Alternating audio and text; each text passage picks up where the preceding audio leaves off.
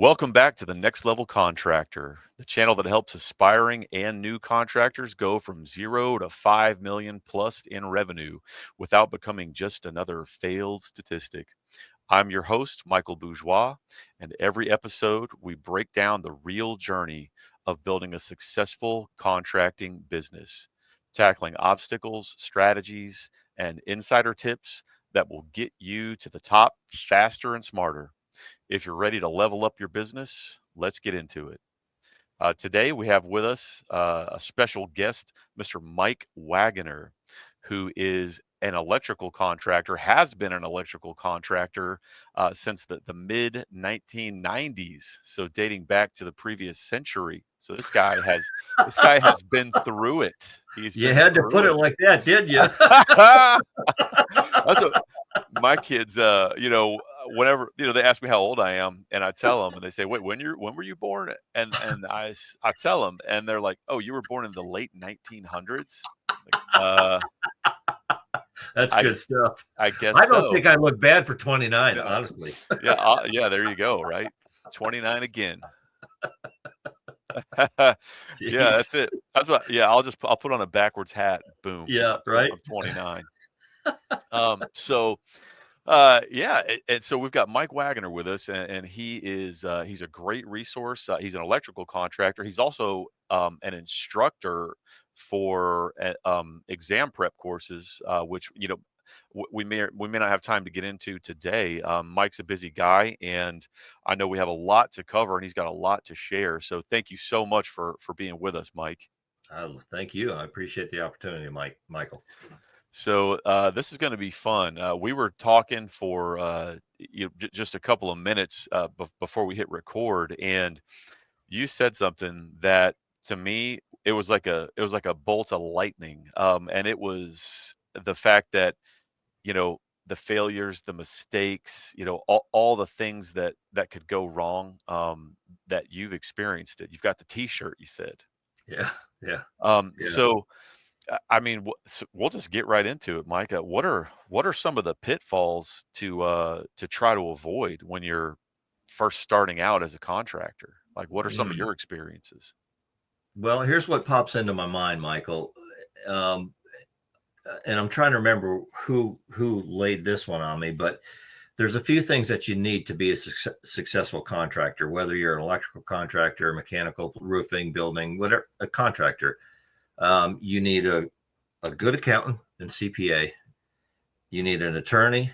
You need a good insurance person. And I forget there was one or two more, but those three are the big ones. A banker. You need a good banker as well. You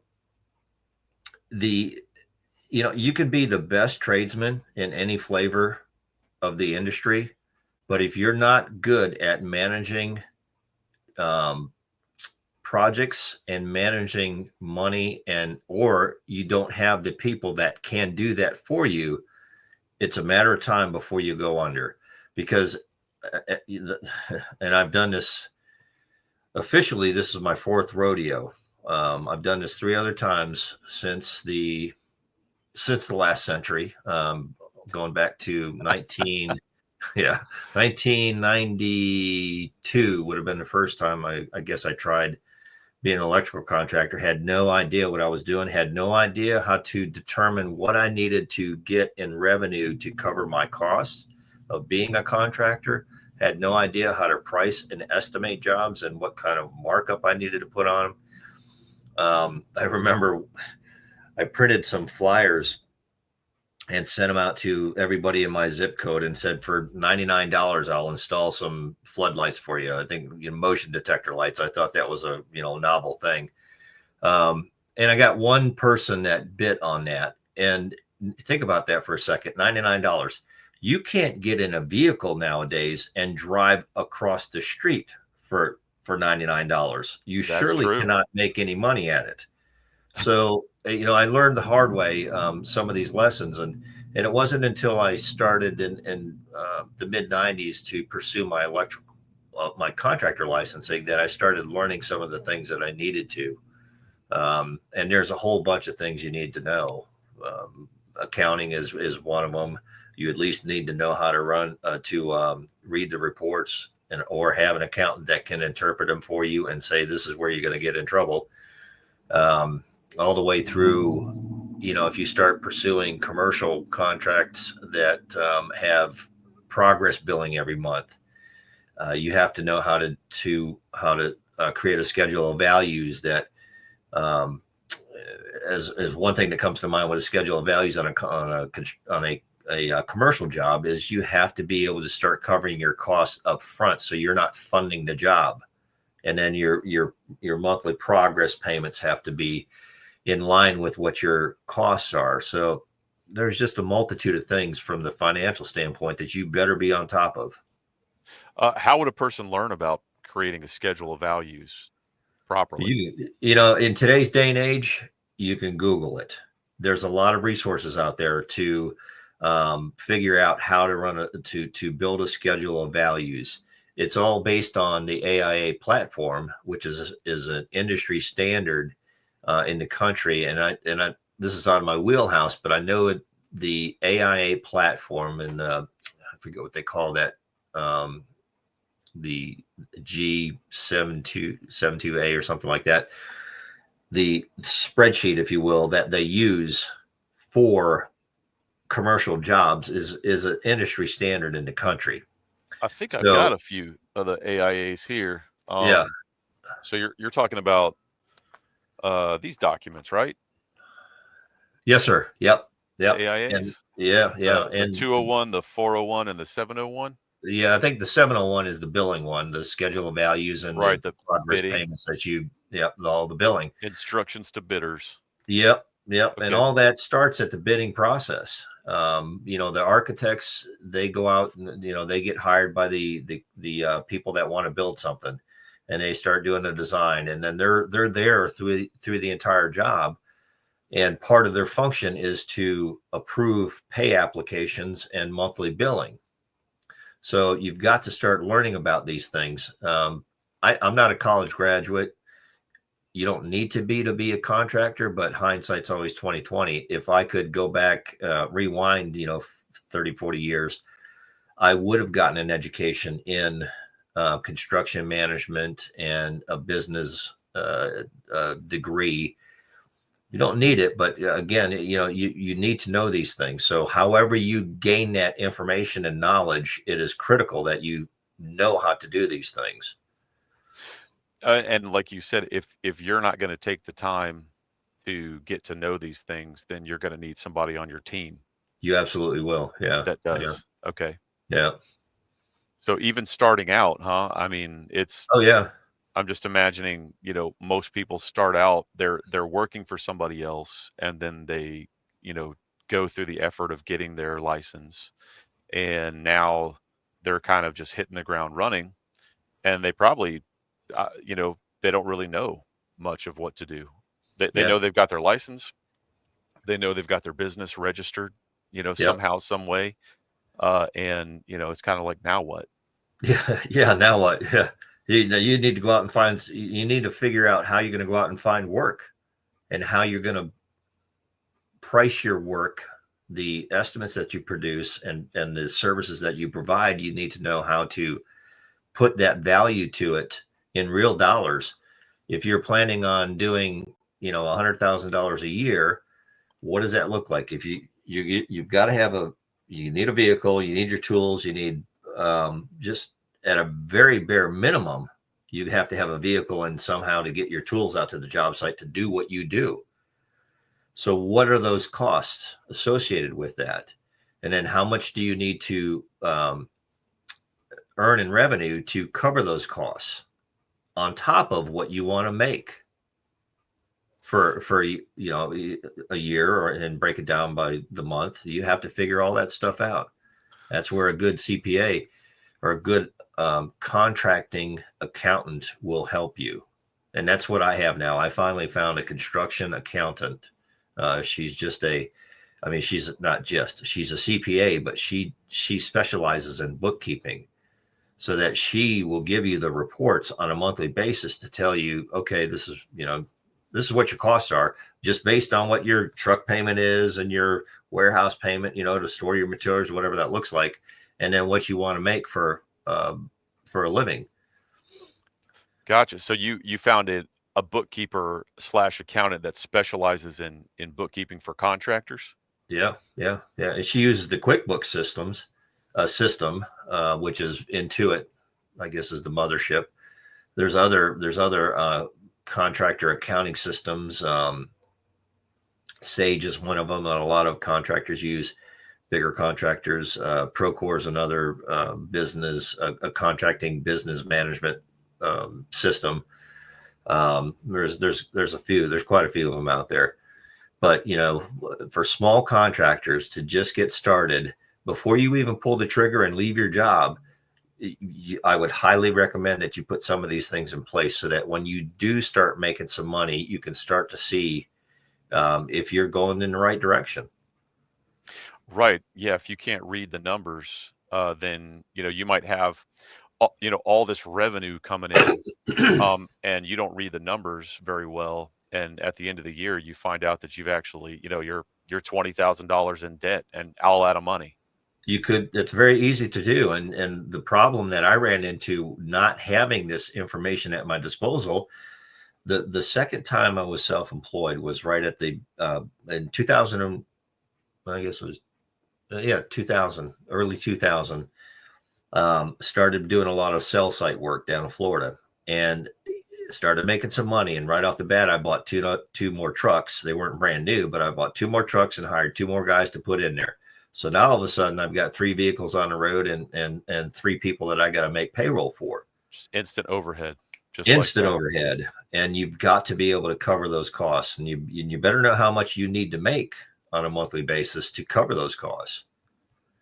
So all of a sudden the pressure of sales just quadruples, huh? Yeah. And I'm not trying to paint a dreary picture because, as a tradesman, I love what I do. But in addition to being good at your craft, you've got to know these things. I mean, because what happens is, like you said, at the end of the year, you look back and you go, well, it cost me money to do this.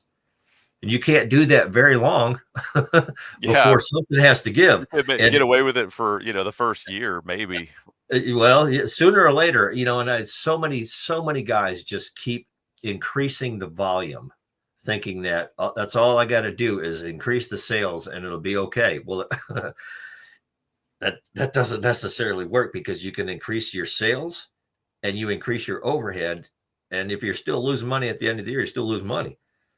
Right. And you'll just lose more. You'll just that's what it is. You just lose money more at a higher level.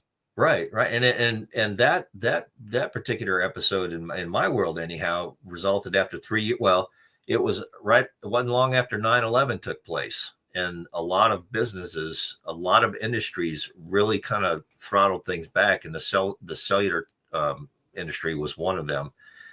And I found myself after, I guess, 3 years or so. And that's where I had all my eggs in one basket. That's another part of this. You can't rely on one market. You have to become good at a few different things, and you have to diversify what you're going after. And I always loved service work, and I still do. And I think it's gotten me through a lot of lean times having, T&M work and small jobs, service work, as I call it, to help pay the bills. But I ended up in bankruptcy and went through that process. And it's an ugly process. I'll tell you, it'll add years to your life. You don't need to go down that road, but you've got to set up these systems.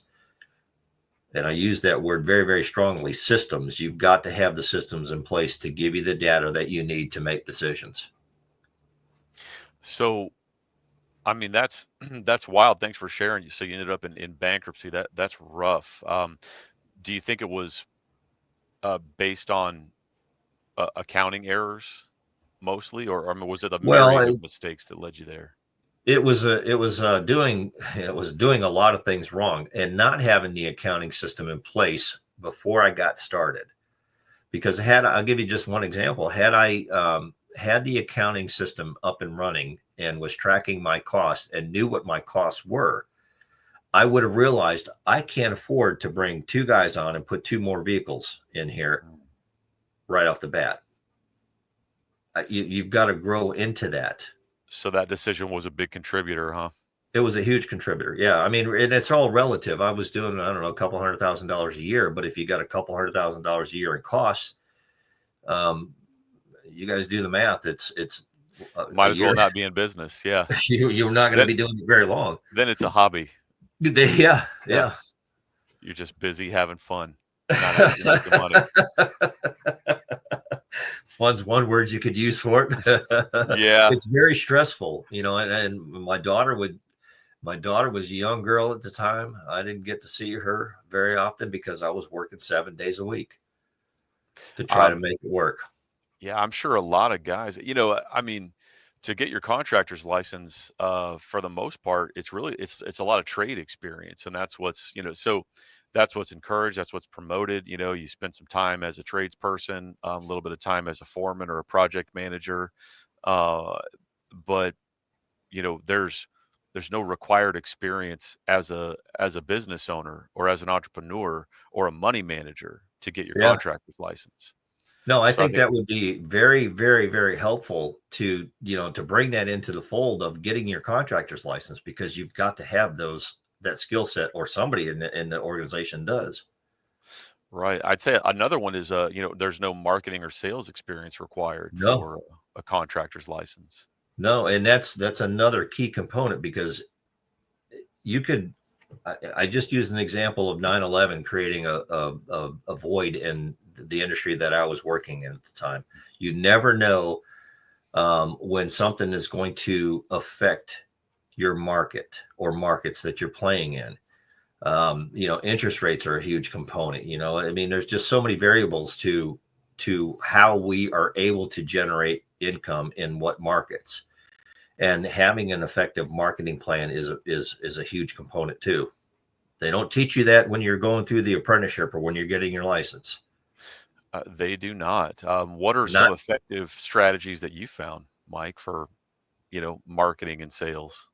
Well, you got to hire those people. I literally launched my website last night. That's what, and this is going to sound, I mean, this is going to sound like, really? You just did that? Well, yeah, Good for but I you. need to do it. But the next step of this, and I've already talked to a gentleman about this earlier this week. Well, I'll give you an example. I go to a business networking um, function every week. I go tomorrow at noon. It's Okay, called like a BNI, something like BNI. that. That's exactly what it is. It's BNI. Okay, great. And so the business network, the BNI organization is a very solid platform for business referrals. But that's just one tiny part of it, really. But I met a guy in there last week who does search engine optimization. Um, his SEO. Yeah, SEO, which a year ago, if you would have said, well, what kind of SEO, I'm like, what?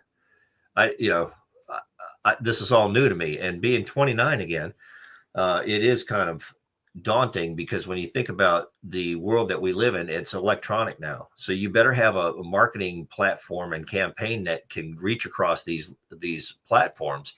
I don't even TikTok, LinkedIn, Facebook, Instagram, all of those are viable areas to market. But this guy specializes in video, almost kind of like what we're doing here, but it's video that he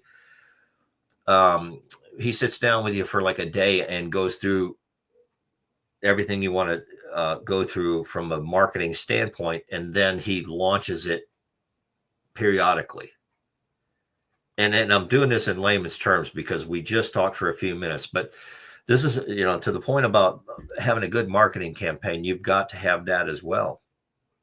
So it's really about having. It sounds to me it's really about having a team of people in place, Yeah, even it if is. they're not necessarily your W-2 employees. No, You can have outsourced team members, right? Your you team, absolutely can.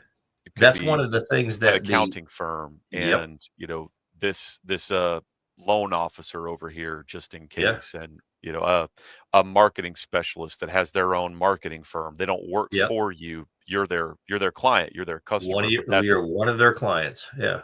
but they're Yeah. part of your team. That's right. Yeah, And you've so got to have that team. if you're starting out as a one-man show, you can just focus on whatever it is that you're best at, right? Maybe you're a great tradesman, which means that you need to outsource maybe as much as you can afford to, with the marketing team, an accountant, a bookkeeper. Is that kind of the idea? That's absolutely a fair statement. And one of the ways to do that when you're just getting started is the old barter system. I mean, I trade work. Now you got to be careful with this because you can get in trouble if you trade too much work. Like you don't want to trade enough work to where you just bought a brand new car or something. But if you can get into one of these networking groups or just through your own connections, if you can barter some of the services, um, you know, just as an example, I mean, if you did electrical work or any kind of contracting work for your CPA and trade, all right, so he's going to run your books or she's going to run your books for the year, and you're going to go over there and put an addition on their house, whatever that looks like. You can get that stuff done, but you have to make sure that you have that team and you can do it. Gotcha. Yeah. I mean, bartering sounds cool, but yeah, I'm sure fair market value, be fair to yourself, I guess, when it comes Yeah. to Oh that. yeah. Yeah. You have to. Right. Yeah. I mean, Like, hey, thanks for doing my taxes this year. I'm going to rewire your entire house. Probably not. Probably that's not. yeah. Yeah. And again, it goes back to knowing your numbers. If you don't know your numbers, you don't even know what you can barter out without getting Right. into trouble. I mean, you can Right. spend, yeah. So So another thing with tradesmen, trades ladies, tradespeople, yeah, they, they don't spend a lot of time often. They haven't spent a lot of time pricing projects, right? yeah, Pricing projects is not a requirement of becoming a contractor. no. So, how does a person brand new learn how to price things and how to appropriately price things? Do you just take a guess at what you think your time is worth, or is there software, or where's this information to be found? Well, you can guess, and that's part of it. Yeah, I don't want to say guess. It's educated guessing. Um, Sure. Everybody has an idea, right, yeah, of what yeah. things cost. So that's where I start. I mean, and I honestly, I Google things nowadays, and go, okay, what's the market think that this is worth?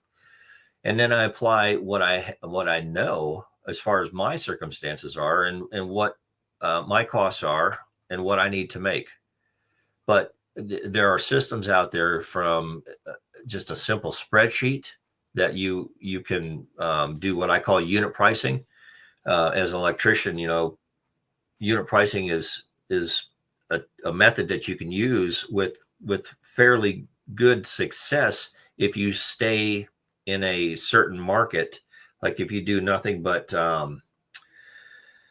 tenant upfits, commercial little tenant upfits that you are running MC cable in, and you're upgrading the service. You're not really putting a new service in there, so you don't have a lot of heavy duty equipment and all that. You can get in there with a square foot pricing, and you could do square foot pricing. You could do unit pricing. You could go, okay, we're putting in 2x4 fixtures in the ceiling, X number of dollars installed to buy the fixture, install it. You've got to cover your overhead. You've got to cover warranty for a year. So you build this unit pricing spreadsheet, and then when somebody asks you for an estimate on a small, 3,000 square foot tenant upfit, you could go based on a square footage. It's X number of dollars a square foot. You can actually put an estimate out like that. You better know your numbers if you're going to do that. There's other things, like I have a system called Conest, which is an electrical contracting system, and I can actually bid anything from a house rewire to a multi-million-dollar high rise. So that's a software, It's a software program, yeah.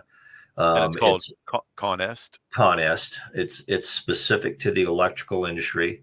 Gotcha. There's plenty of them out there that do like MEP, mechanical, electrical, plumbing.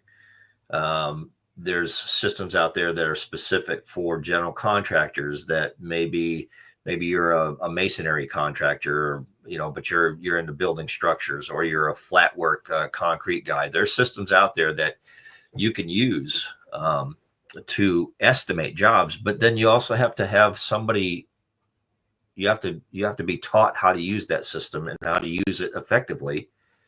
And again, it goes back to your numbers, because once you put that estimate together, you have to run you have to do the extension on it, if you will, to come up with your sell price. And that's going to include your direct job costs, your indirect job cost, your overhead, your licensing, all your insurance, all your vehicles, anything that has to do with running the business, your salary, taxes, So, so legal really, fees. when it comes down to it, all these tools can help you, but you really are the only one, you and your accountant, I guess, that knows exactly what you need to price things. That's correct. Yeah, that's right. Which Yeah. is why you need to know your numbers. Yeah, you do. Yeah, because you can come up with anybody. You could put 10 estimators in the same room and give them the same set of drawings. They're all going to come up with about the same takeoff. Got But it. how you sell that job and what you sell it for is going to be based on your numbers and Got it. your overhead and your expenses and what you want to make and all that.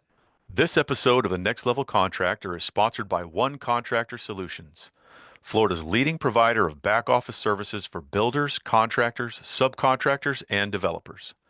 From permit expediting and private provider services to contractor municipality registrations, insurance supplement assistance, and bookkeeping, they are your one-stop shop for managing your contractor back office.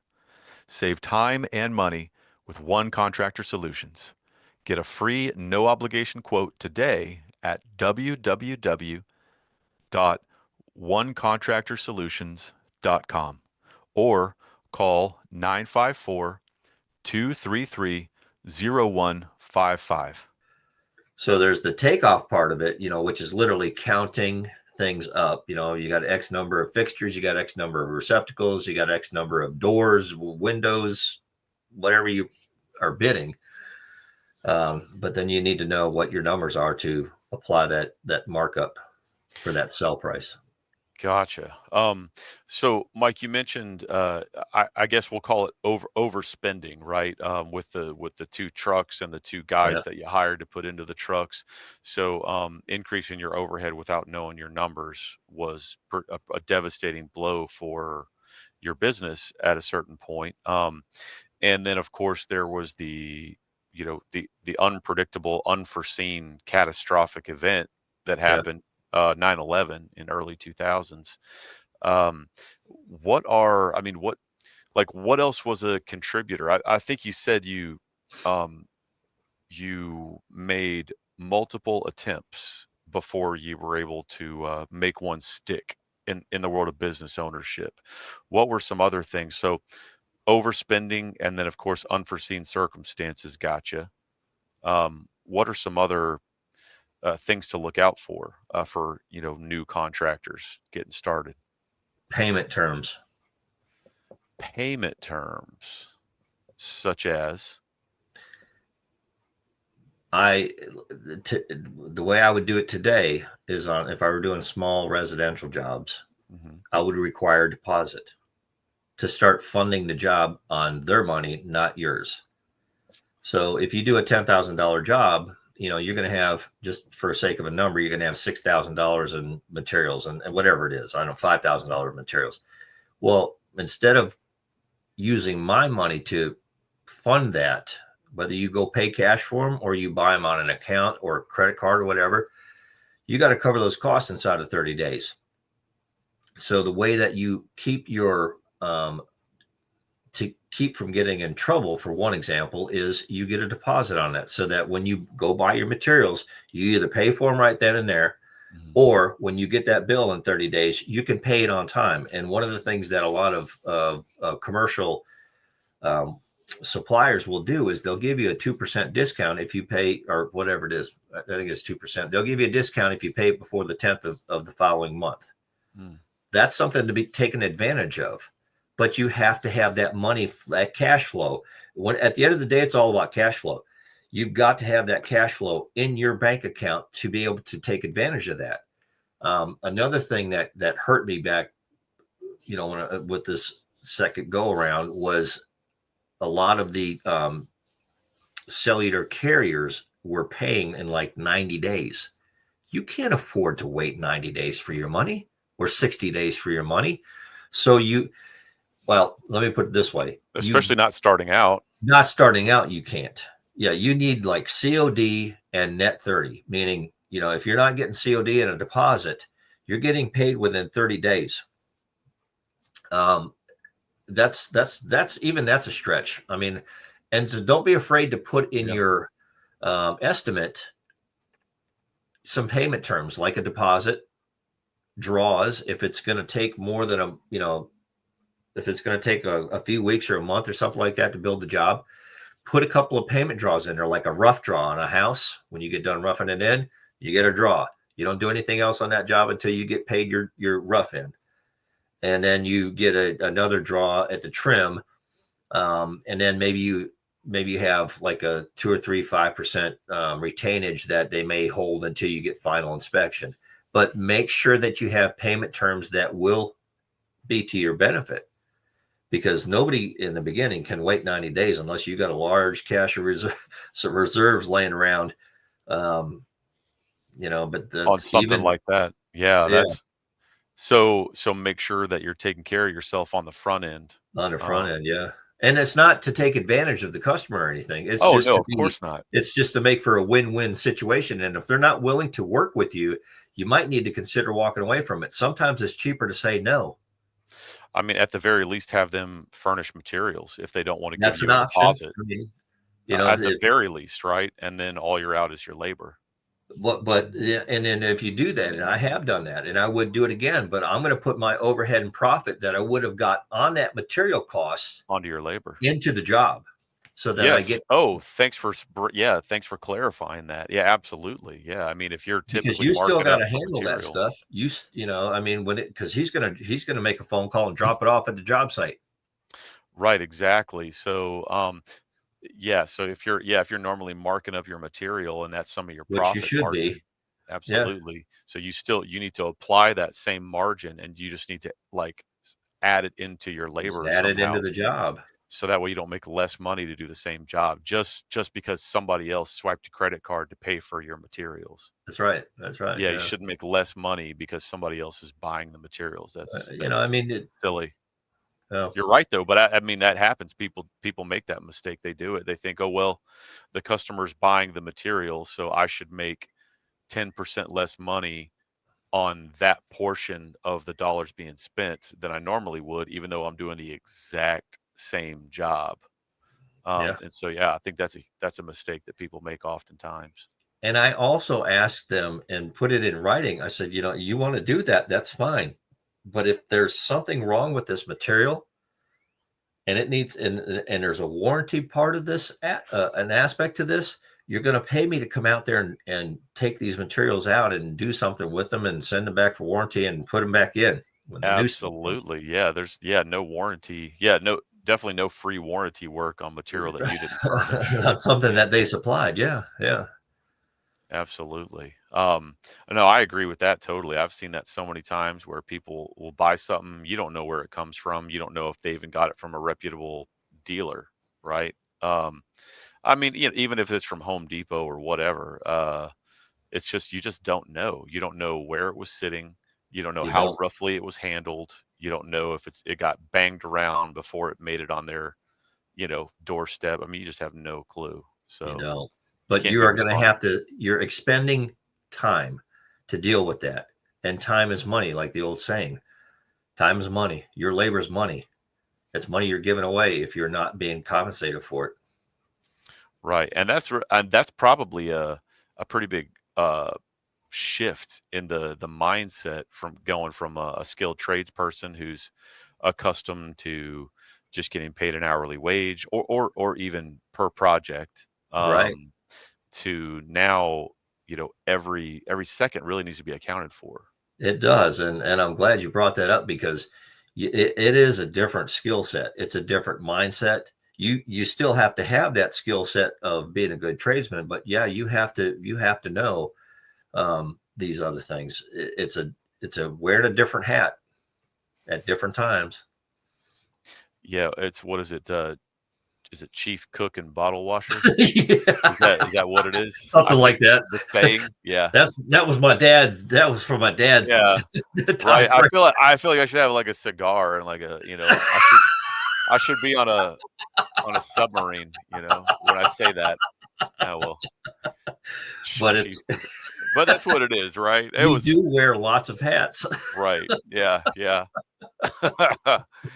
But Well, I'll just keep dating us, dating ourselves, yeah, right. with these It's a outdated timestamp. expressions. It is a timestamp for sure. Um, yeah, my first negative experience in business was, you mentioned, 9/11 being yours. So remember the real estate crash in '07, Oh 2007, yeah, yeah, and then the stock market subsequently the year after. yep. So yeah, so I was in construction at that time, and that was my first taste of circumstances beyond my control impacting the whole world. And yeah, all the work from like 2000, well, I won't say all, a ton of the work from 2007 to I think it was even almost until 2010. It was just Uh, so slow, it was. so slow. It caught up. It took till 2010 to catch up to me. I was working for a contractor down in Tampa. In February of 2010, they let me and two other guys go. I was as a project manager estimator, and there was no work in Florida to be had. Period. I I So remember. Yeah, that a yeah, true statement. That's totally true. It was brutal. It was I absolutely horrible. I ended up activating my license and trying to do service work, and I was starving doing that. And I was going through a divorce at the same time too. And my ex-wife of all people said, "Hey, you know what? They're busier than all get out up in North Dakota in the oil fields." I went, "North where?" She said, "Up in North Dakota, they're working up there." And fast forward to September of 2013, and I found my happy ass in my truck heading to North Dakota, and I worked up there for almost, well, a little over 2 years, and I Wow. was able to pay the bills. And but yeah, you never know when something is going to cut you off at the kneecaps. Which I guess is why it's so critically important to be on top of your finances and your numbers. Yeah, and you better Uh, put something away for those kneecap days because they Absolutely. will come. And so, I've heard, pay yourself first. I've Yeah, heard that so many times. Pay yourself first, which is really not an easy thing to do. it's not. Almost it's almost a little scary sometimes because we're so accustomed to paying everybody else first. Yeah, Pay the debtors, pay this, pay the bills, pay everything first, and pay yourself last. And so paying yourself first is it's almost like a paradigm shift, it honestly. is. So But that's a that's a really good one to bring up. that's a tough thing to get used to. And but it'll get you through the tough times if you and this is, we all have families that we're trying to provide for. And um that's a that's a whole nother topic of discussion of what it does to your psyche and your family to quote unquote fail. um and I use that term loosely because it's not a failure unless you don't get back up. Right. You only fail if you quit, right? Right. So it's part of the learning experience. And one of the things that I would offer up to anybody is that, get plugged in today's day and age with technology the way it is. There's no reason you can't do things like what we're doing here and plug into groups of people. There's peer groups out there that you can join, that you can figure out with a bunch of people that operate in your industry. What's the best practices for accounting? What's the best practices for doing inventory control? What's the thing to steer clear of in these different areas that you need to be able to manage? And there's a multitude of people out there that are willing to help you, but you have to go out there and you have to be intentional about finding it.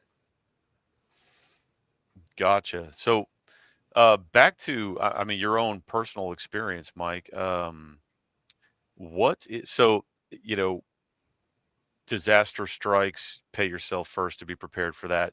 don't overspend in overhead. That's great advice. I Hmm. mean, were you selling your own jobs when you first started out? You were doing the work? Were you also selling the jobs and Yeah. doing your own books Yeah. all Yeah. by yourself? Well, I tried to do the books all by myself, and I'm not a QuickBooks guy. I'm not an accountant. I'm not a CPA. I don't even know how to set those systems up in a computer because, when I came up in a trade, computers were not widely used. It was just starting as I was getting started in the trades. Now it's like you got more power in your phone for doing the things that you need to do than I don't know. But yeah, you have to do it all in the beginning. If like, I tried to I tried to figure out how to work the QuickBooks program back in the day and set it up myself. Not doing it now. I'm paying somebody to set it up for me. So that brings me up to an interesting thought. If you're going to launch a business, you've got to figure out what do you need help with to get the business launched, and what is it going to cost you to do that? Right. How much startup capital do you actually need That's to it get it exactly. going A startup before capital, you before you walk away from your whatever employer? you're. Yep. If you're working a job, Yeah. And or that's how most guys start out, that's working in true. the trade, and then they decide to get their license and they want to, go out on their own, which I get. Absolutely. Mike, I can't believe you made it this long without a website, right? They say these Well, days, if it's I not mean, I real if you just don't have a website. yeah, yeah. I just started this. The company I have right now is a specialty contractor. I just started this year, but Oh, there's okay. so many things that you have to do to get something launched. And I'll tell you a story. I was putting all this in place late last year. I was working for a contractor, and I figured, okay, well, I'll just slowly get everything put together by, I'll do like a soft launch in January 2025, and then I'll tell my boss, this is what I'm doing. I'd like to stick around for another 3 months, but I'm going to be getting things up and running. So eventually, when I leave here in March or the first, that first part of 2025, I have all these things in place. Well, that didn't work out. I lost my job last year. Oh, So I was kind of thrust into this and wow. I really wasn't as prepared as I wanted to be. So, but here we are. So, getting the things like the website put together, getting the accountant, all the things that you got to do just to go out and do work. Yeah, you got to have it. You got to wear a lot of hats, and think about that as your startup cost. I did a business plan um, last year, which is another thing that I wish I would have done before. And if not for no other reason, it forces you to think about the things that you need to think about to go out on your own. That's after you get your license. That's after you go, yeah, I really want to do this. All right, well now put it on paper. Right. I mean, just the simple fact of figuring out exactly how much money you want to make and then dividing that into 12 months. That's right. That And then that's pretty and eye-opening do the sometimes. projections that you are going to need to figure out if I am going to need funding, what does that look like? How much do I need? What's it going to cost me when that note starts coming due? What's it going to cost me every month just to pay pay for that funding? How much do I need to do in sales and revenue that month, each month, to cover that? It Right. forces Watch you those payments closely and that interest rate and those bank fees. all of that. It forces you to look at all that and make decisions based on what it really is going to be like. Now, how much do I got to sell? Wow. Yeah, it's a lot to consider. But it can be done. It It can I mean, absolutely hey, can be done people are doing it every day, right? every day. So, Yep. uh, what's we probably only have time. I mean, I know you're busy. You probably have time to do maybe. How about one more mistake to watch out for when you're starting out as a contractor? Um, What kind of wisdom can you bestow on us, Mike? What came to my mind when you started with that question was getting paid. I'm interested. You have my attention. What do you mean? There's gonna be people out there that are not gonna want to pay you. Oh, those people. There's Okay. gonna be people out there that are gonna say, the job was worth 10 grand. I'll give you 9. I'll give you 8. Or, I mean, How do you protect yourself? that's where you need a good attorney. And you have to have verbiage in your proposals that at least protect you legally.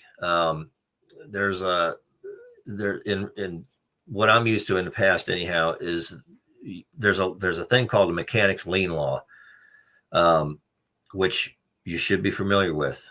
And if you don't understand it, find an attorney that specializes or at least has that in their wheelhouse so that they can help you get protected from the legal standpoint of being a contractor. Because if you don't file a notice to owner, just as an example, when you start a project, you have no legal recourse if you do not get paid. You cannot sue the person that owes you the money if you don't start out with the process right, Right. And being it's notice to something like owner. 90 days, right? You There's have 90 time days. frames to it, and I don't have that committed to memory, but that sounds about right. You have whatever that time frame is from the time that you first set foot on that job or start or drop materials on it. You have X number of days, whatever it is, 30, 90 days, whatever it is, to file that notice to owner. And if you do not do that, there's not an attorney or a courthouse that's going to hear your No case. one You can are help you, you are huh? out of luck if you do not get paid. So it's a notice of commencement if you're doing something that requires you to pull a permit. That's right. Um, There's a and notice then to owner, which is the lien law. And there's a lot of those things that you need to know. And I haven't played in that arena in a long time, so I can't even tell you what all that stuff is. But there's some absolutely critical steps that have to happen for you to be able to legally pursue your money. yeah, that's a huge one. So like in the verbiage of your or verbiage, I don't know how to pronounce it. Um, I don't have a PhD. I I like don't know. verbiage. I think there's an Verbiage, I in there somewhere. verbiage. I don't know. We'll just make it sound fancy. So in the verbiage of your contract, uh, I mean, it really needs to be spelled out what your payment terms are and when the money is due. Yeah, And then, of course, I guess this notice to owner has yeah, got to be filed. Is it yeah. filed or sent out? Well, I guess you probably need to talk to an attorney, right? Everybody Well, needs to. it has to be, and I to use the term loosely, filed. There's two ways of going about doing it that I know of, and there's probably more. Back in the day, I used to use a law firm, and I still, in fact, I've I've got them on retainer right now for other legal services that are contract related. But they have in fact, it's down in Florida, I think in Trinity, Florida. Um, Trinity, they have okay, a like Pasco County, right near Yeah, near yeah, near yeah. They near have Port the Richey notice and to Tampa. owner. Yep, Okay. they have a notice to owner part of their business. And anytime that you want to file that, they'll do it for you for a fee. And I used them years ago, and that's what I did back in the day when I was doing cell sites and everything. Another way that you can do it is a lot of the supply houses will do that for you. If you go in and spend $10,000 with one of the suppliers, a lot of them will put it on what's called a job account. Anything that you buy for that specific job goes on that job account. And they can legally, when they file that notice to owner for you on your behalf, they can legally interject in that payment process if you don't get paid, but it's only going to be to recover the funds that you owe them, if I Hmm. remember right. But again, you don't have any recourse if that notice to owner doesn't get filed. Gotcha. So I bet probably I don't think there's a lot of contractors out there that are actually filing this notice to owner, and it's not a problem until somebody doesn't Until pay you them. don't get paid. And now all of a sudden they're going to their lawyer or they're talking to whoever and they're saying, "What do you mean I can't go to Yeah. court? What do you mean I can't collect?" And that's a very, very difficult way to find out that. And Uh, it could take you out. yeah, depending on the Have size of the one job. person Huh? have one person not pay you on a sizable job after you've paid the bills. You've made payroll on the entire job, and somebody stuck you for $100,000. Or worse. Or Yeah, yeah, it or happens every more. day. It does. It really does. I know somebody that got stiff for 1 million. It It's all took relative. it took about it took them 9 years to they stayed in business by by the grace of God. That's Yep. I know them personally, and I tell them I've told them many times. I said, it's literally the hand of God that keeps you in business because Yeah. there's nothing about like you owe so much money or you're so in debt from this and the interest rate's insane. I mean it's crazy that you're still in Oh business. I my say God. that to them If because you they just survive something like that and it takes you 9 years to get out from underneath it, you could survive an awful lot. But you're absolutely right. God moves in mysterious ways, and yeah yeah, God kept them in business for whatever yeah, reason. Yeah, that's because it wasn't them that did. So I try, believe me. So yeah, there was a supernatural power keeping them in business. yeah, yeah. After something like that especially, but well, Hmm. yeah, that's huge, huge, Mike, the legal aspect of, getting paid. Yeah, You have to do things, otherwise you can't get paid, right? yeah. If you don't cross your I's and dot your T's, then you cannot get paid You cannot legally pursue it, and if you're some only yeah. going to get you're going to get 50-60% on the dollar or 50 cents on the dollar, just but it's better than bleeding out and getting nothing. But Oh, yeah, yeah, I mean, and, you win some, you learn some, right? And, so, if you could get something, then at least you'll learn some and not lose. right, if you can do it without going into your bank account, Yeah, if you just cover your expenses, right, right? exactly, and then you just move forward and just never do that again, right? Yeah, it's one of Always gonna those file learning that things. notice to owner. Yeah. Yeah, Um, well, Mike, thank you so much for the time that you've given us today, and the information that you've given us. Maybe maybe we can get you back on sometime. I'd love to do it. This is fun. Okay, I mean, cool. Thanks. it's it's fun. These battle scars will give you something to talk about in the Uh, future. that's for sure. And people need to hear about it. New people out there, they really need to know what landmines to avoid, right? If you've already Yeah, stepped on a few, I know I have. So, but I certainly appreciate everything you had to say today. So, but I know yeah, we're out of time. So, thank you yeah. so much. Thank you, And Michael. I appreciate it.